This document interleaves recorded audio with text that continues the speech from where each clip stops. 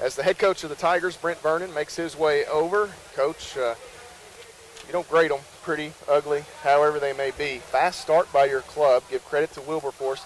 They battled back. Then give credit to the Tigers. Anytime you blow a lead, 17, 18 points, it can really mess with your psyche, but they stayed and weathered that storm. Yeah, we did a good job, and I was worried. You know, whenever you struggle here lately to get a win, you feel good about yourself. I knew we'd come out like this. I didn't know we'd shoot it like this. I knew we'd come out with the type of energy and focus we had. It's been an unbelievable week of practice. We've been way more assertive, way more in tune with what we're trying to do, and they did a great job. Wilberforce is a team that we watched them. They make incredibly tough shots. The second half, some of the first early shots, we didn't contest the way we did in the first half. But then by the end of the game, we were contesting unbelievable. And some of them, you know, step back 22, 23 footers, and they just went in.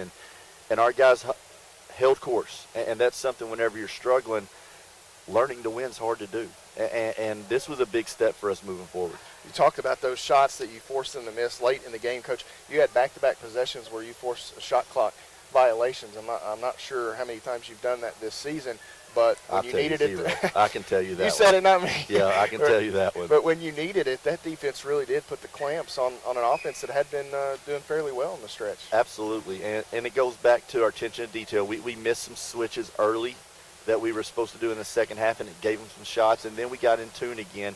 And every possession late's big, and Wilberforce did a good job instead of forcing the issue.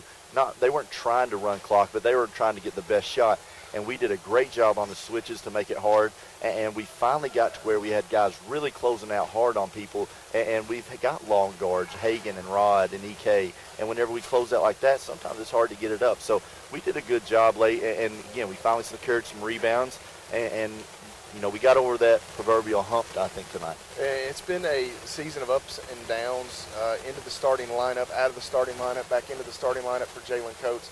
I thought he had some defensive possessions tonight where he completely changed the game. It got really tight at one point when they had the lead. He made a big steal out near midcourt, got a bucket. He created a lot of havoc at times defensively. He did, and he earned the starting job for this particular game. He got one whenever we played down at Life. He played one of the best games of the year. And then he came in all week of practice with great energy. The thing that Jalen can do, at one, he can get to the rim, and even for a small guy finishes, but he brings a sense of defensive intensity that we need.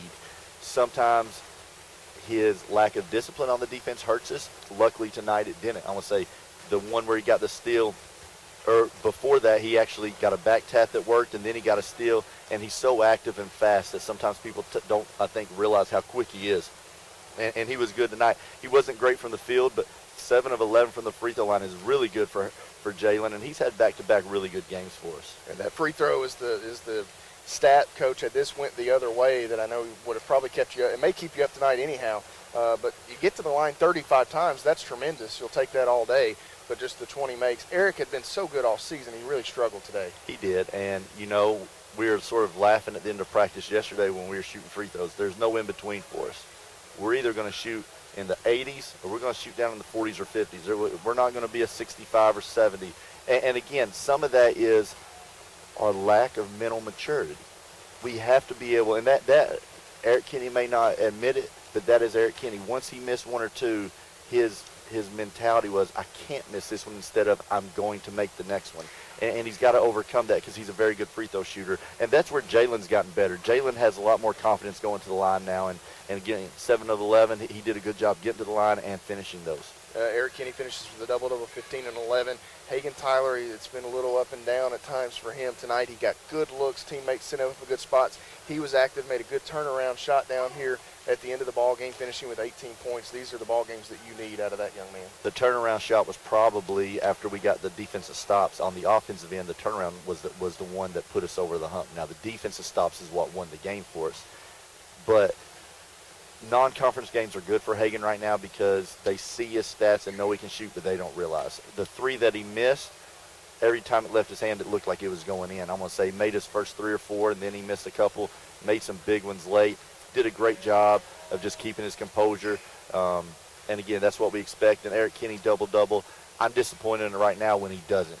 He's finally gotten to the point to where now he warriors through games. But what he has to do now is keep his emotions in check and be mentally just a lot more tougher than what he is. But he needs to be a double-double machine every game. You get a very short turnaround time here.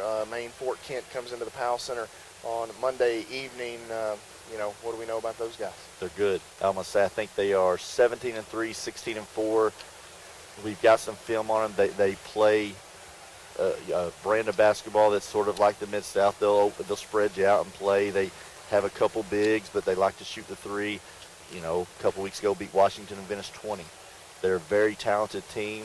We knew nothing about them when we scheduled them. At the same time, we don't care. I'm going to say it's been like this at Campbellsville for a long time. We don't really care who we play. It's going to make us better. I wish we had a little more break. The schedule's going to be tough this week, 4 games in 8 days, but it's another good game to help us get prepared as we move forward closer to Lindsay and Cumberland U later on in the week. Well, Coach, congratulations on this one. And we won't move on later on in the week. We'll let you get that main Fort out of the way before we ask you those questions about conference play, because I know the schedule, like you said, it's a brutal one. It is, and one at a time, and that's what I told our guys, sort of a new beginning, and this was what we considered to be the start of that new beginning, and it got off to a good start. Well, congratulations, Coach. We'll see you Monday night. Thanks, Matt. Coach Vernon and the Tigers victorious here tonight as they knock off Wilberforce University here at the Powell Center 76-70.